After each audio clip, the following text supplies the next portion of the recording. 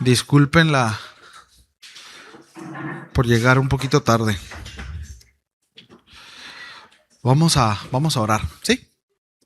Señor, muchas gracias. Gracias, Señor, porque nos permites reunirnos, porque nos permites exponernos a tu palabra. Gracias, eres bueno con nosotros, Señor. Agradecemos tu obra en nuestras vidas, Señor, que ésta siga perfeccionándose hasta que nos llames, Señor, o hasta que tú veas, Señor, hasta que nos encontremos contigo. Gracias por esa obra tan maravillosa, Padre, que esta palabra que vamos a compartir en este momento sea de edificación y que sea clara, Señor. Dame la gracia para poder compartirla. Te lo pido en el nombre de Jesús. Amén. Bien, hoy me tocó hablarles acerca del servicio. El título es Sirviéndonos unos a otros. Igual creo que se ve muy pequeño por ahí. Ahí en el grupo voy a compartir estas diapositivas, ¿sí? Para que las podamos ver con un poquito más de tranquilidad. Y bueno, creo yo, esto es muy mío, sí, pero creo que esto es uno de los temas más relevantes dentro del cristianismo, el servicio. Sí. Si hay algo que caracteriza al creyente, es precisamente esto, ¿no? Hay una frase por ahí que se utiliza mucho, ¿no? El que si no vives para servir, no sirves para vivir, ¿no? Y tiene mucha verdad, ¿no? Nuestro Señor Jesucristo vino a la tierra precisamente en carácter de siervo, ¿no? Fue y nos mostró, nos dio su ejemplo, el ejemplo de vida fue precisamente el de un siervo, el de un esclavo. Entonces, es algo muy opuesto, ¿no? A la cultura en la que vivimos, en la sociedad en la que nos encontramos, porque la sociedad nos empuja constantemente a hacernos la pregunta, ¿qué puedo ganar yo? ¿No? ¿O qué beneficio me trae esto? ¿Cómo puedo hacerle para subir más alto? ¿Cómo puedo hacerle para ganar más? ¿Cómo puedo hacerle para...? ¿No? Y bueno, el Evangelio nos llama a hacernos una pregunta totalmente contraria, ¿no? Completamente diferente. Y es, ¿cómo puedo servir a otros? Sí, y no cómo me puedo servir de otros. Desgraciadamente, tristemente, ¿no? En muchos sectores dentro del cristianismo hay líderes, personas con cierta autoridad que se sirven de la gente. No hay nada más antagónico, de nuevo, que el carácter del Señor, ¿no? Y fuimos llamados a ser como el Señor, ¿sí? A vivir como él vivió. Entonces, el apóstol Pablo le escribe a los Gálatas, ahí en el capítulo 5, versículo 13, y les dice lo siguiente: porque vosotros, hermanos, a libertad fuisteis llamados. Dice, solamente que no uséis la libertad como ocasión para la carne, sino servíos unos a otros por amor. Sí. Entonces, es bien interesante porque el apóstol Pablo habla acerca de que ciertamente tenemos libertad en Cristo Jesús. Sí. Hemos sido llamados libres, pero nos llama o nos exhorta a vivir esa libertad no de manera egoísta. Sí. Pablo dice que fuimos llamados a libertad, pero no para vivir egoístamente. Y muchos creyentes usan ciertas libertades o esa libertad como excusa para hacer lo que quieren, ¿no? Acabo que Cristo ya me hizo libre. Sí. Ya es que Dios y yo, ¿verdad? Y Pablo dice, no, usen esa libertad. Si verdaderamente han sido libres por Cristo, usen esa libertad para servirse unos a otros. Es decir, escojan servirse en amor. Qué interesante, ¿no? El concepto del apóstol Pablo. Ahora, este concepto lógicamente no es propio. De hecho, ahorita lo vamos a ver de nuevo. Tenemos como ejemplo a nuestro Señor Jesucristo, ¿sí? Pero aquí es donde en cuanto a la libertad entran algunos temas que generan cierta intriga y también cierto debate dentro de las iglesias. ¿Hasta dónde llega mi libertad en Cristo? ¿sí? ¿Hasta dónde puedo hacer uso de mi libertad? ¿Sí? Y de repente se hace una contienda, ¿verdad?, entre la libertad y la religiosidad. Y aquel que dice que puede usar su libertad como se le venga en gana, dice que la usa fuera de la religión, y el otro que muchas veces no puede usar su libertad con plena libertad, ¿verdad? Porque está en la religiosidad. Pero el asunto es que una cosa no tendría por qué pelearse con la otra. Es decir, a lo que voy es que la libertad no está peleada precisamente con lo que la palabra de Dios habla. Sí, no tiene nada que ver con libertinaje, pues. Porque ciertamente hay quienes dicen, yo tengo la libertad, y aquí voy a poner algunos ejemplos, ¿no? Yo tengo la libertad de tomarme una o dos cervezas con un cevichito, y después de terminarme el cevichito, yo no tengo ya más inquietud de tomarme otras tres, cuatro, cinco. Cristo me hizo libre para eso y no tengo problemas con eso. ¿Puedo hacer uso de mi libertad? Ahora, o habrá quien diga, bueno, yo antes miraba las imágenes, ¿no? Y me retorcía, o no se diga el pan de muerto, lo odiaba, ¿verdad? Me caía junto con los que lo comían. Y bueno, ahora hasta me lo como con café, ¿no? O sea, ¿hasta dónde puede llegar mi libertad? ¿Puedo hacer uso de mi libertad? Y bueno, y así podemos hablar de muchas cosas, como por ejemplo el arbolito de Navidad, sí, cortes de cabello o música. Sí, ahora no esperen que yo les diga que está bien o que está mal. Ahora el pastor va a ver si nos da permiso de escuchar música que no sea cristiana. No, eso no, eso es otra cosa. Sí, no esperen que yo les dé permiso para nada de ninguna de las cosas que yo dije. No vengan para. Entonces, pastor, si me puedo echar una cervecita, no vengan con eso, por favor. Sí, entiéndase, estoy tratando de poner bases. Sí, entonces el asunto es que Pablo nos lleva, o nos llama más bien, a vivir una libertad en sujeción del amor. Y esto es bien importante.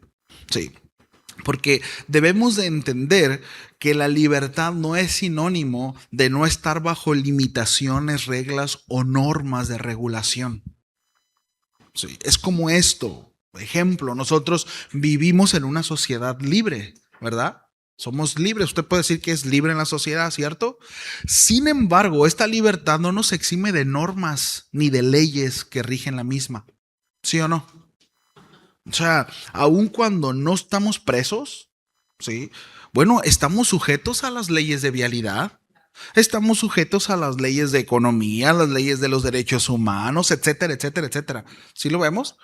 Ahora, sin embargo, considerando todo esto que estamos diciendo, Pablo va aún más allá. Él dice, usen su libertad para servirse unos a otros. Sí, úsenla, no la usen para servirse a sí mismos. Ahora, necesariamente tengo que tocar base con nuestro Señor Jesucristo. Jesús nos enseñó el camino del servicio. Sí. Ahí en Juan, en el capítulo 13, dice que Jesús sabiendo, miren, el Señor sabía de dónde venía. Él tenía clara su identidad. Él había salido del Padre y sabía que iba a volver al Padre. Sí.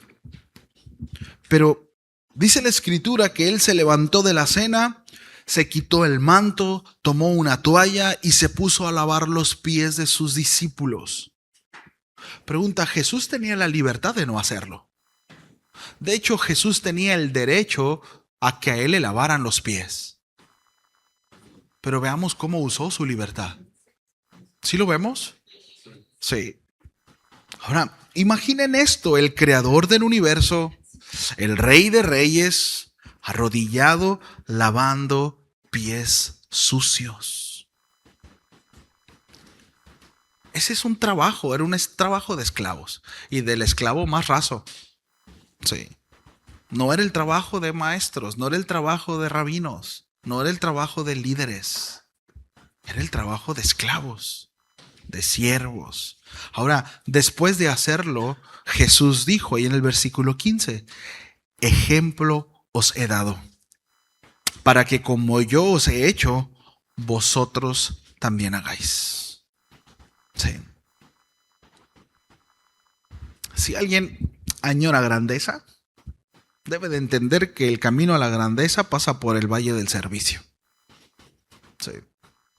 Jesús dijo, ¿no? En el mundo las cosas son de esta manera. Sí. Los reyes, los líderes se señorean de los demás. Aquí no. Si alguno quiere ser grande, tiene que ser más pequeño de todos. Sirva a los demás. Entonces, el apóstol Pablo le escribe también a los filipenses, y aquí es donde nos vamos a detener un poquito, y vamos a entrar un poquito más de carnita, pero le escribe a los filipenses ya en el capítulo 2, y él habla acerca de que debemos de imitar la actitud y el pensamiento que tenía Cristo. Dice, haya pues en vosotros esta actitud que hubo también en Cristo Jesús, el cual se despojó a sí mismo, tomando forma de siervo, y se humilló a sí mismo, haciéndose obediente hasta la muerte y muerte de cruz. Ahora, déjenme dar un poquito de contexto en cuanto a esto, porque Filipenses, en capítulo 2, del versículo 1 al 4, exhorta el apóstol Pablo a la unidad, exhorta al amor. De hecho, exhorta precisamente a que vivan de una manera humilde dentro de la iglesia.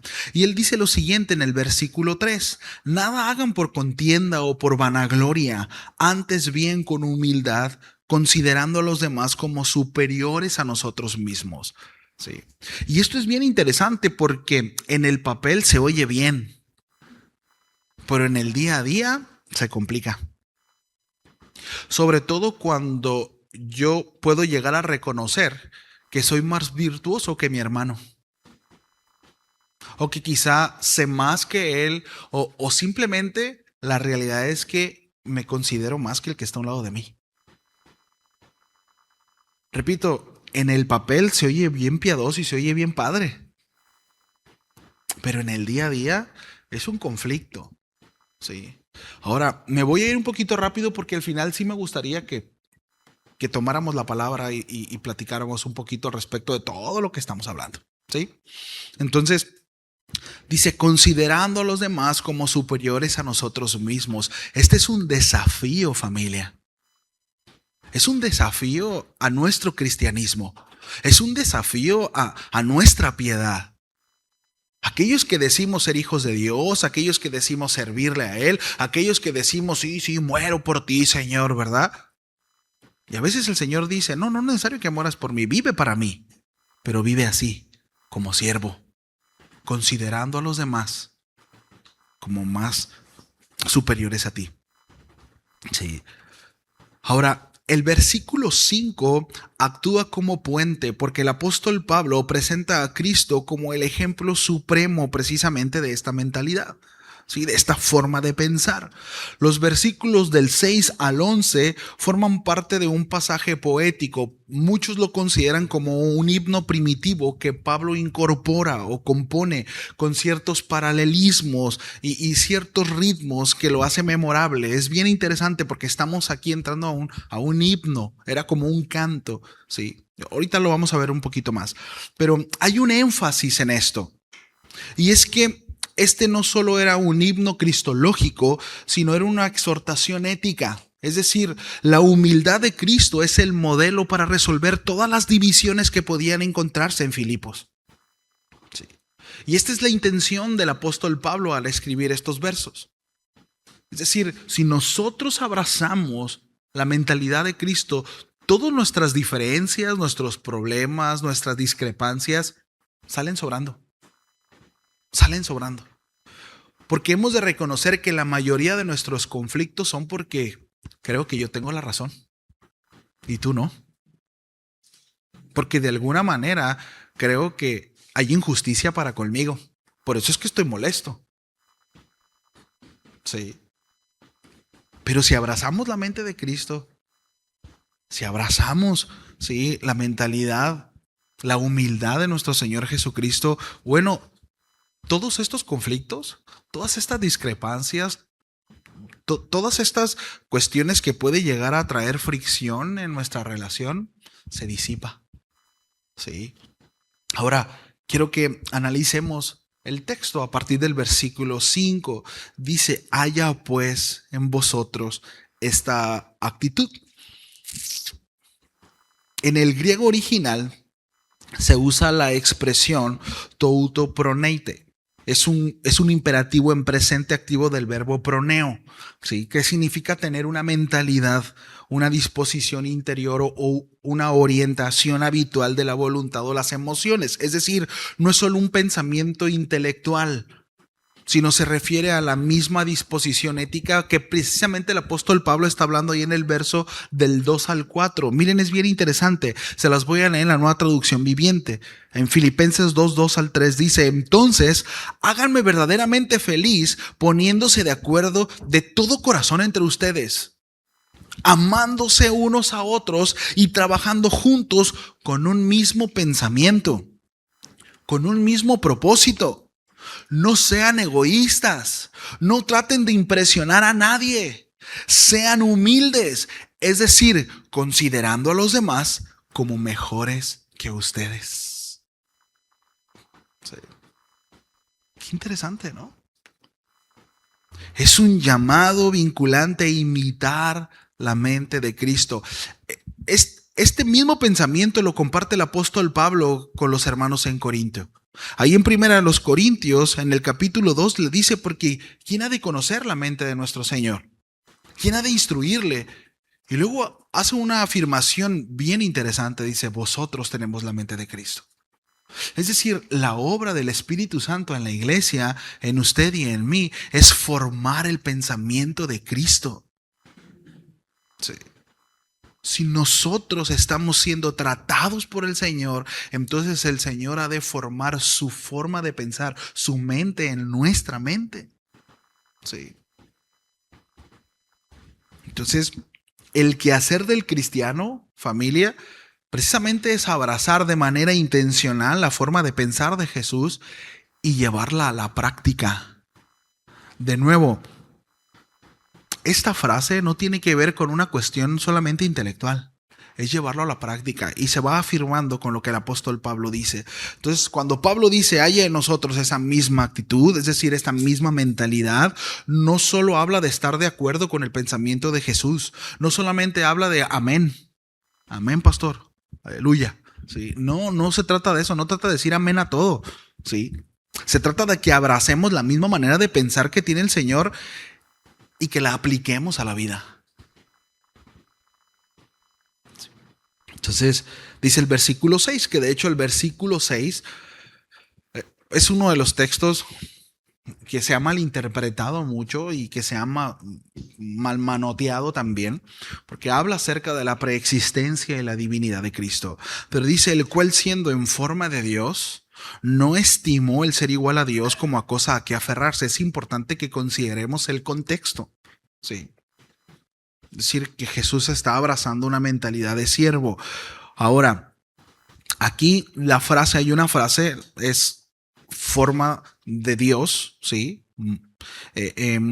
Pero esta palabra, la palabra clave aquí es morfe, que no denota una simple experiencia externa o una cuestión, una fachada, sino habla de una esencia misma, la naturaleza interna.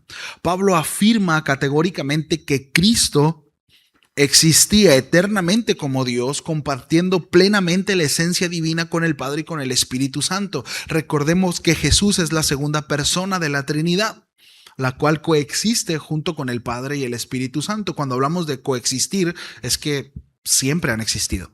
No es que el Padre creó al Espíritu Santo o creó al Hijo en algún momento de la historia, ¿sí? El Hijo siempre ha sido, el Espíritu Santo siempre ha sido, Dios siempre ha sido, siempre es por cuanto es Dios, ¿sí? Ahora, dice, no estimó el ser igual a Dios como a cosa que aferrarse.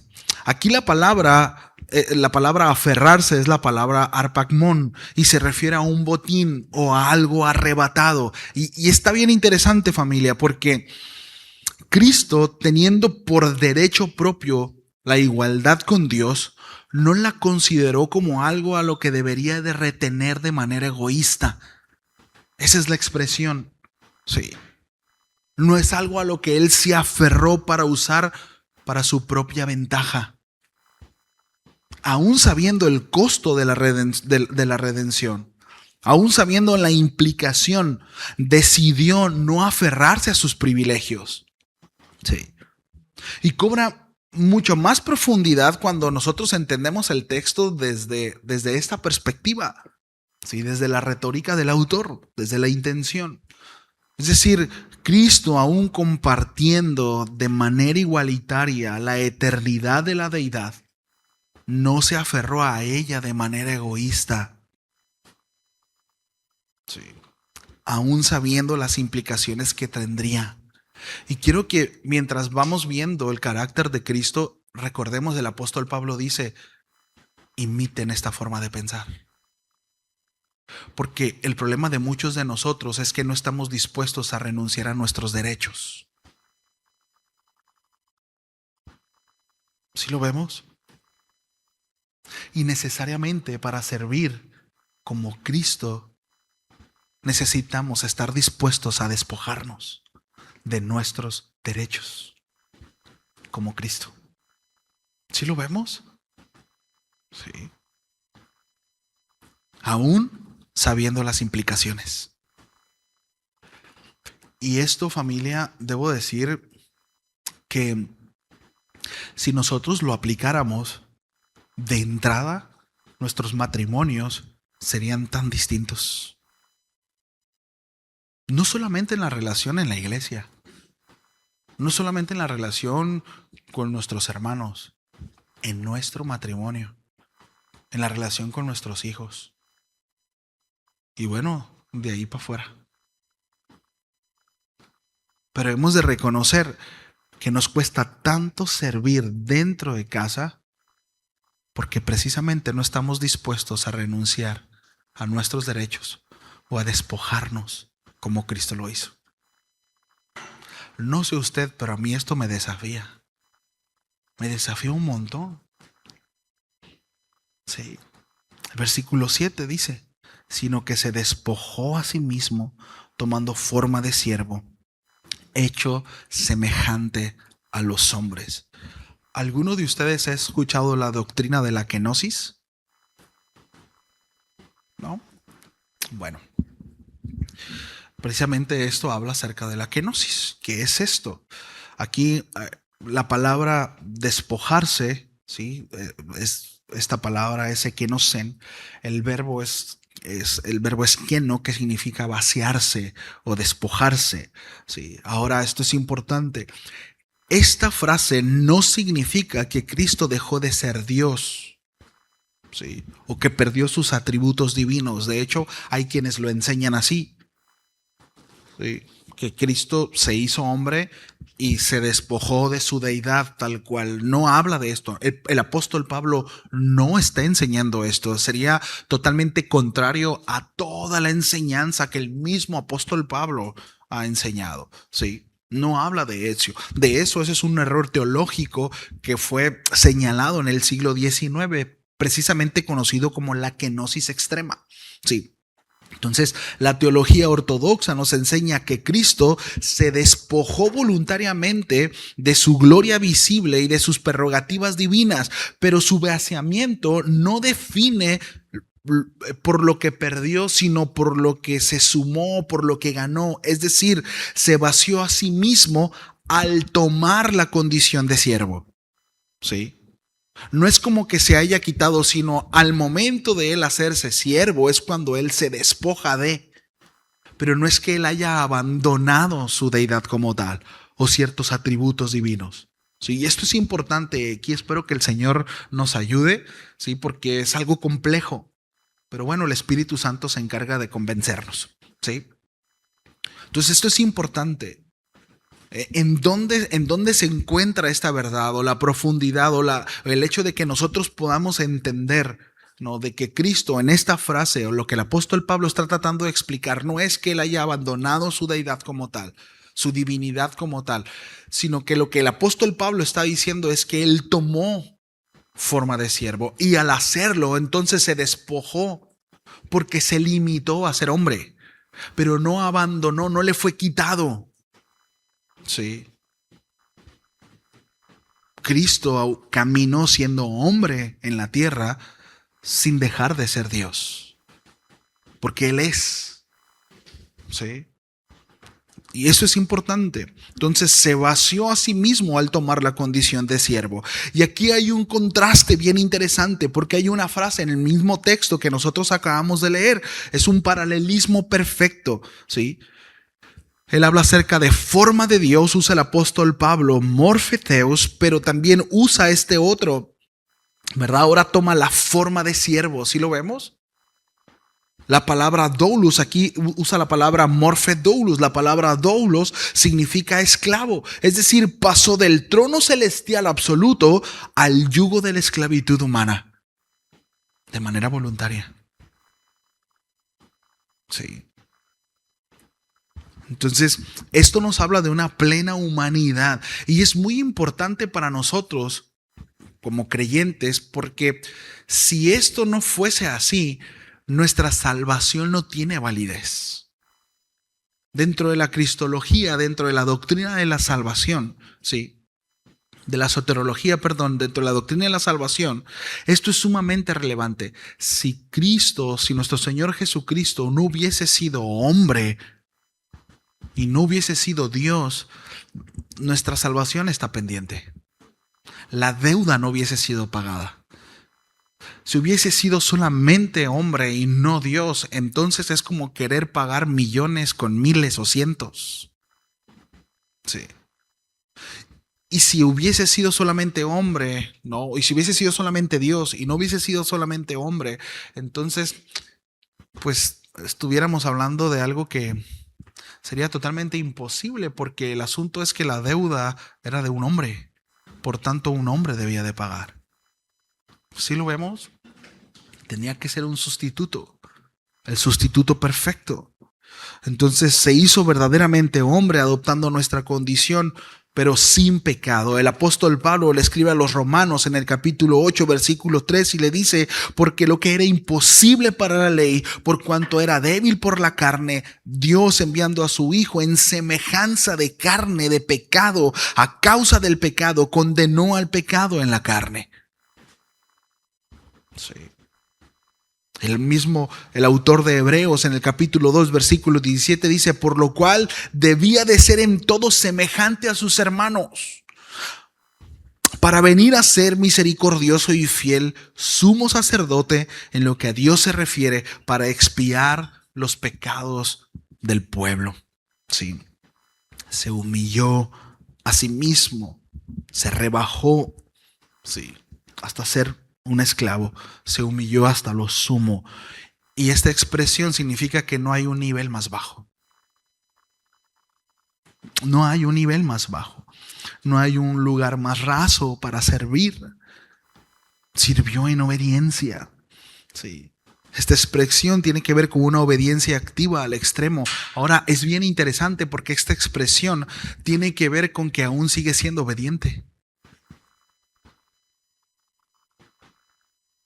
Cristo sigue siendo obediente. ¿Y saben qué implicación tiene eso? A que el Señor volverá, porque Él dijo que volvería. No fue obediente, no solamente fue obediente de manera parcial, no solamente vino y murió y resucitó y ya y acabó su misión. El Señor sigue operando. Antes de irse, Él le dijo a sus discípulos, es conveniente que yo me vaya. Una les dejaré, otro consolador, al Espíritu Santo, pero yo iré a hacer morada. Nuestro Señor Jesucristo sigue operando a favor de nosotros. Sigue siendo obediente. Él sigue siendo el siervo fiel. ¡Qué tremendo! Y el apóstol Pablo dice, tomen la mentalidad de Cristo. Sean como Él, que se despojó hasta lo sumo. Sigue sirviendo a la iglesia. Sigue sirviéndonos a nosotros. Y Él vendrá y volverá por su iglesia. Y será abogado de nosotros. Seguirá trabajando. Sí. Qué interesante, ¿va? Entonces, Qué profundo, ¿no? El texto. Ahora, su obediencia fue extrema. Él tomó la muerte más vergonzosa. Deuteronomio 21, 22 al 23, se los voy a leer en una traducción viviente. Dice, si alguien cometió un delito, esto lo dicta la ley. Un delito digno de muerte, dice, y por eso lo deben de ejecutar o lo ejecutan y luego lo cuelgan en un madero, o el cuerpo no debe quedar ahí colgado toda la noche. Habrá que enterrarlo ese mismo día, porque todo el que es colgado es maldito a los ojos de Dios. De esa manera evitarás que se contamine la tierra que el Señor tu Dios te da como preciada posesión. Cristo eligió la muerte más humillante. Era necesario precisamente por llevar consigo todo el pecado del mundo. Y esta manera de pensar que exhorta el apóstol Pablo que tengamos, ¿sí?, es precisamente la que exhorta el apóstol Pablo a que tengan los Filipos. Es la misma manera de pensar que nosotros debemos de abrazar. Sí. Voy a leer de nuevo el texto del versículo 1 al 8 del capítulo 2 en la Nueva Traducción Viviente, y ya teniendo en consideración todo lo que hemos visto, es bien interesante porque dice el apóstol Pablo, ¿hay algún estímulo en pertenecer a Cristo? ¿Existe algún consuelo en su amor? ¿Tenemos en conjunto alguna comunión en el Espíritu? ¿Tienen ustedes un corazón tierno y compasivo? Dice el apóstol Pablo, entonces háganme verdaderamente feliz, poniéndose de acuerdo de todo corazón entre ustedes, amándose unos a otros y trabajando juntos con un mismo pensamiento y un mismo propósito. No sean egoístas, no traten de impresionar a nadie, sean humildes, es decir, considerando a los demás como mejores que ustedes. No se ocupen solo de sus propios intereses, sino también procuren interesarse en los demás. Tengan la misma actitud que tuvo Cristo Jesús. Aunque era Dios, no consideró que el ser igual a Dios fuera algo a lo cual debía de aferrarse.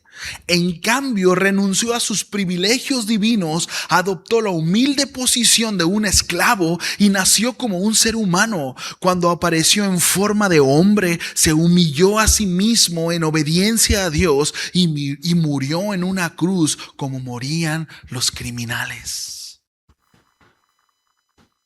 Seamos como Él. En donde estemos.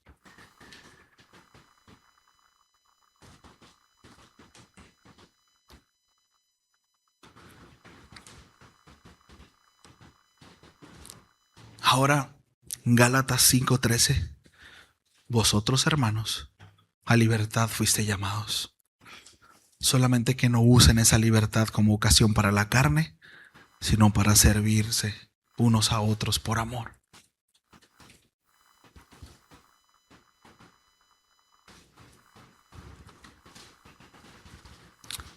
Creo que si hemos entendido a la mente de Cristo, no tendremos problema con sacrificar ciertas cosas o ciertas libertades a las cuales nosotros echamos mano. ¿Se me explicó? Porque qué bueno que eres libre. Gloria a Dios por la libertad que el Señor te ha dado. Y qué bueno que ya no eres esclavo de ciertos hábitos que quizás antes tenías.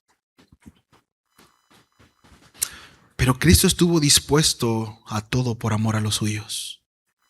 Sí. Ahora esa cerveza, ese pan, esa copa de vino, esa carne sacrificada a los ídolos, que quizás en mi libertad me permite comer, pero ¿y si a mi hermano le es ocasión de caer? Me abstengo por amor a mi hermano, porque mi libertad está sujeta al amor que le tengo. Así es como debo de servir.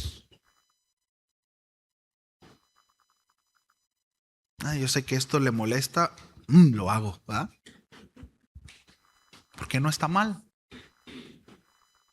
Qué religioso. Ahí que el Señor trate con él, ¿verdad? Ahí que el Señor trate con ella. Esto nos lleva a otro nivel, nos debería de llevar a otro nivel de servicio. Sí. Entonces, este pasaje, ya estoy entrando a conclusión, pero no solo describe quién es Cristo, sino cómo es que vivió y la mentalidad de ese siervo. Y esta se manifiesta en renunciar a derechos, a tomar la posición más baja y a ser obedientes hasta el final. ¿Sí? Y esa es la exhortación para con nosotros. ¿Estamos dispuestos a renunciar a nuestros derechos? ¿Estamos dispuestos a tomar la posición más baja? ¿Sí? ¿Estamos dispuestos a obedecer?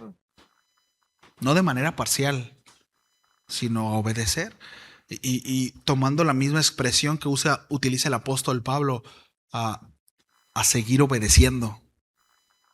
Porque no se trata de obedecer en algo, sino es en seguir obedeciendo, es decir, seguir haciendo la voluntad de Dios. De eso se trata, ¿no? Y estas expresiones parecen que no tienen mucho sentido, pero realmente son muy profundas y cambia todo sentido, como la expresión de, porque de tal manera amó Dios al mundo para todo aquel que crea. La Biblia no dice todo aquel que crea, ¿sí se han dado cuenta? Dice todo aquel que cree. Y ese verbo está en tiempo presente continuo, es decir, aquel que sigue creyendo. Porque el que cree, cree para siempre, ha creído. No es como que creyó, ¿sí? O es lo que dice el texto, por lo menos. Entonces, es importante la gramática en el texto. Sí. Entonces, déjenme les leo una ilustración que venía ahí en el librito que estamos utilizando precisamente para los temas. Pero déjenme le leo esto. Dice, durante la Guerra de Independencia de los Estados Unidos, un hombre vestido de civil pasó junto a un pequeño grupo de soldados que sudaban e intentaban levantar una viga de manera extremadamente pesada. Un líder militar, un cabo, estaba de pie junto a ellos gritando órdenes de forma estricta, pero sin mover un solo dedo para ayudar. El civil se detuvo y le preguntó al cabo, ¿por qué no les ayuda un poco? El cabo, inflando el pecho con orgullo, respondió, Señor, yo soy un cabo. Es decir, soy un líder.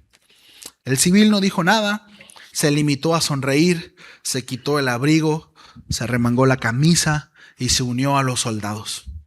Juntos, haciendo fuerza, lograron levantar la pesada viga. Al terminar, el hombre se limpió el sudor de la frente, se volvió hacia el cabo y le dijo de forma muy respetuosa, Señor cabo, cuando vuelva a tener un trabajo pesado y no tenga suficientes hombres, por favor mande llamar a su general en jefe, que yo vendré con gusto otra vez. El civil era George Washington. Sí. Interesante, ¿no?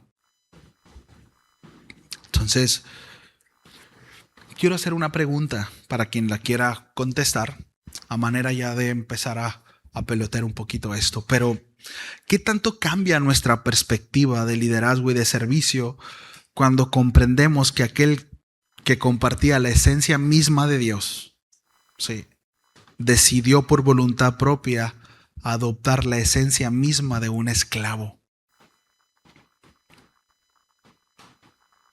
¿Qué tanto cambia nuestra perspectiva de servicio? ¿Alguien que quiera comentar?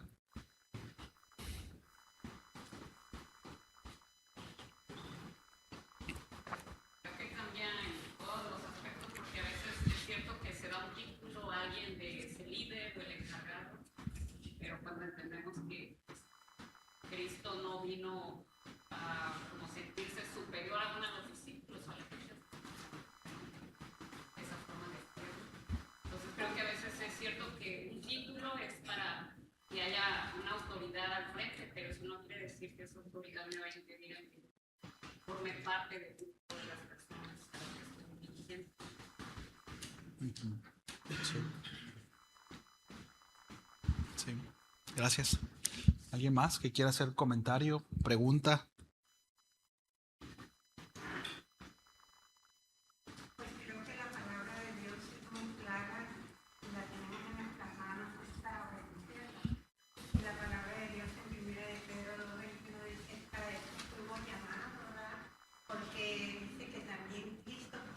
Padeció por nosotros, dejándonos ejemplo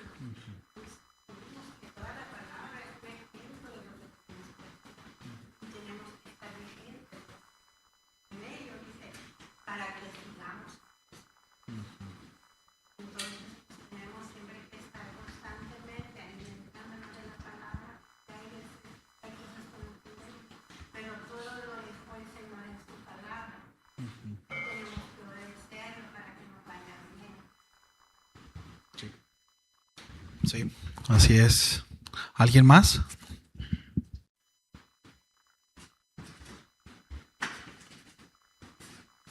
Sí, Maita.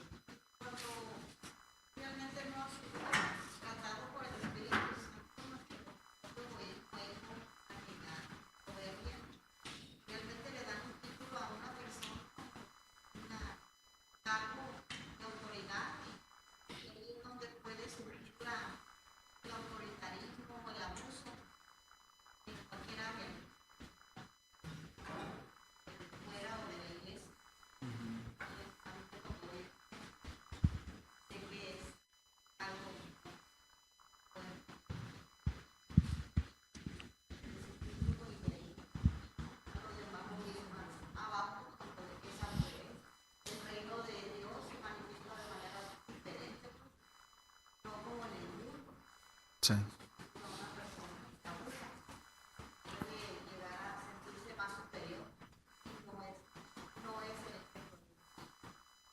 Sí. Estaba buscando esta cita, ¿no? El Señor estaba enseñando a sus discípulos acerca de esto y él dice ahí en Lucas 17, el texto que también conocemos, en el verso 10, dice: así también vosotros, cuando hayáis hecho todo lo que ha sido ordenado, decid: siervos inútiles somos, porque lo que debíamos hacer, hicimos.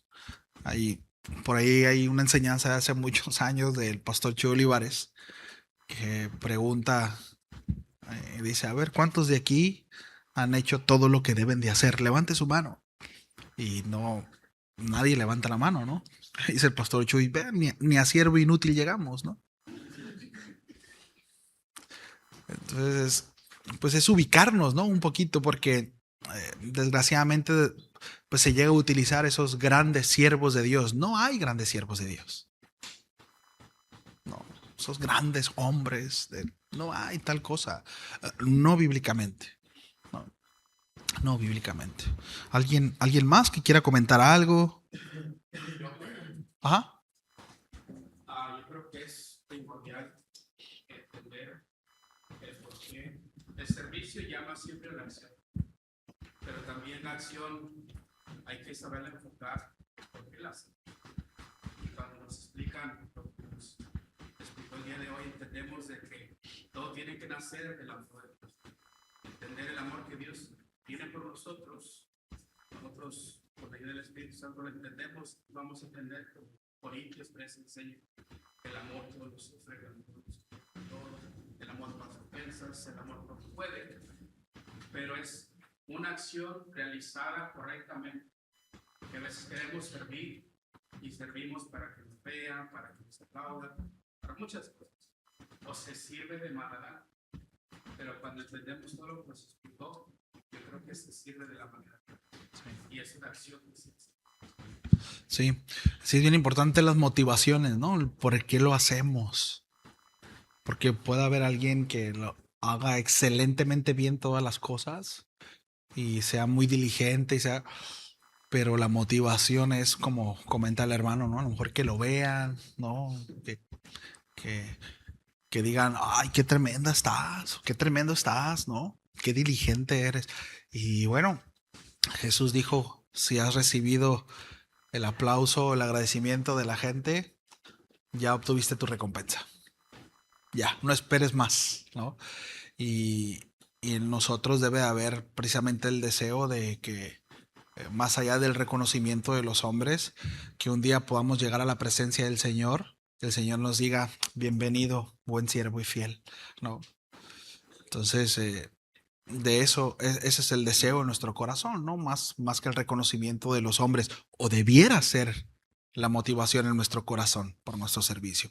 Y a veces pensamos que solamente para quienes predicamos es esa tentación, pero la tentación puede ser para los que acomodan sillas, para los que tocan, enseñan, cualquier área, en nuestro trabajo también, ¿no? Y donde sea. Este, entonces es importante siempre revisar las motivaciones del corazón. ¿Por qué hacemos lo que hacemos? ¿No? ¿Alguien más? ¿Algún comentario? ¿Pregunta? ¿No? que vemos el yugo sobre nosotros, dice que porque esto nos hará aprender de él, que él es manso, que él es humilde, que es humilde de corazón. Y dice la palabra que vamos a hallar un descanso. Sí. Sí. Que seamos humildes de corazón, aprender de él. Sí. Sí. Sí, porque sin duda una de las cosas más pesadas y más cansadas es el orgullo. Un corazón orgulloso tarde o temprano terminará fatigando el alma. Y por eso Jesús utiliza, pues, la humildad es lo antagónico al orgullo. Cuando Jesús dice, vengan a mí los que están cansados, cargados, Él está hablando acerca de eso.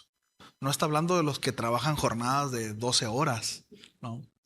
Están hablando acerca de un cansancio y un pesar en el alma, ¿no?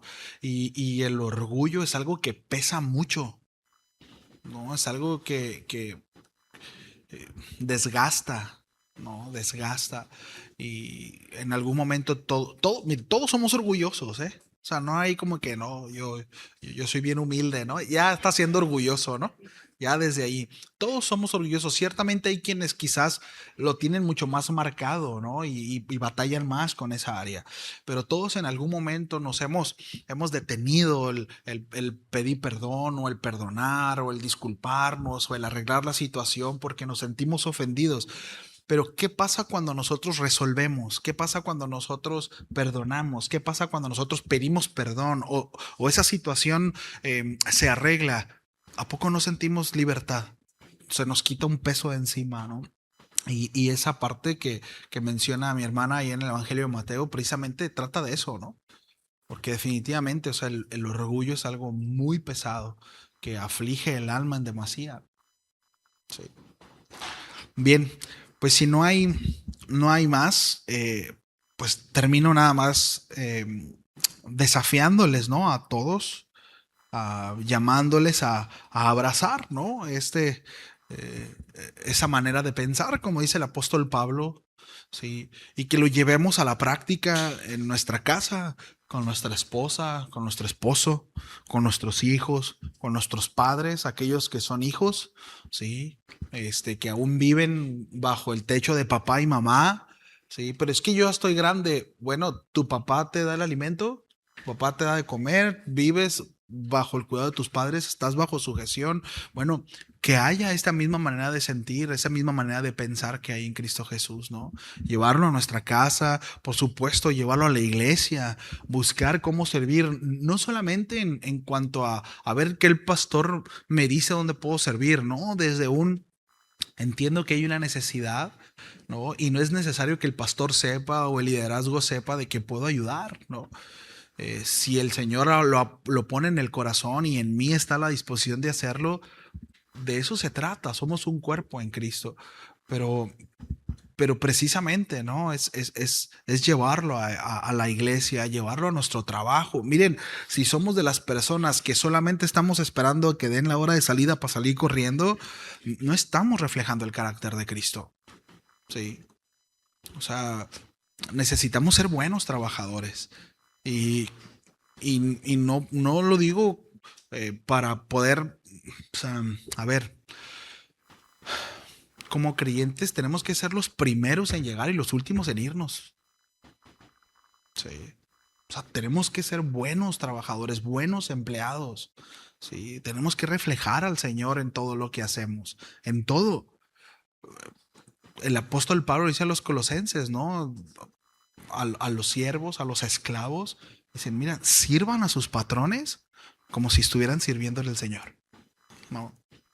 Entonces, muchas veces no se nos dificulta venir a la iglesia, llegar temprano y servir a la iglesia porque es para el Señor, pero en nuestro trabajo llegamos tarde, hacemos las cosas de mala gana, somos grilleros, andamos buscando cualquier cosa para que nos corran y nos liquiden y ir a buscar otro trabajo. Tristemente. Pero sirvo en la iglesia, ¿no? Entonces eso no está bien, ¿sí? Ese no es el carácter, no es lo que aprendimos hoy, no es lo que la Biblia nos enseña, ¿no? Entonces, bueno, si hemos incurrido en eso, bueno, arrepintámonos, ¿no? Y abracemos la mente de Cristo, ¿sí? Pensemos como el Señor piensa.